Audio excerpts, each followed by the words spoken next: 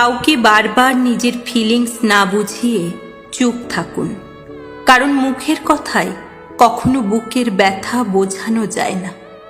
যে আঘাত পায় সে নীরবে সয়, আর যে আঘাত দেয় সে কখনো বুঝতে পারে না তার দেওয়া আঘাতে অন্যের কতটা কষ্ট হয়। পেশায় তুমি যাই হও না কেন, আগে তুমি মানুষ হও।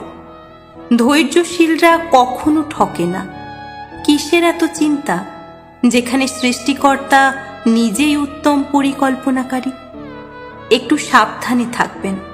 আপনাকে ডুবিয়ে দেওয়ার জন্য এমন কিছু লোক বসে আছে যাদেরকে সাঁতারটা আপনিই শিখিয়েছিলেন।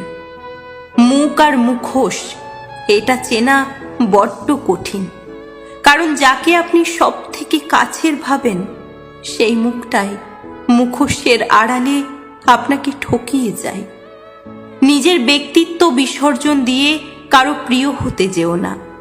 নষ্ট ডিম ভাঙলে যেমন দুর্গন্ধ হয়, একটা সময় পর তুমিও তার কাছে হবে তেমন।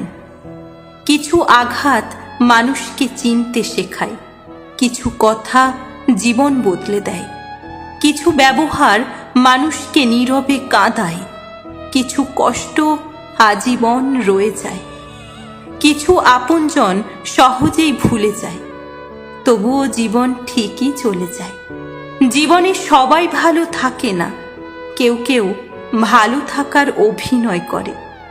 অহংকার করার মতো অনেক কিছু থাকার পরেও যারা অহংকার করে না তারা ভীষণ সুন্দর মনের মানুষ।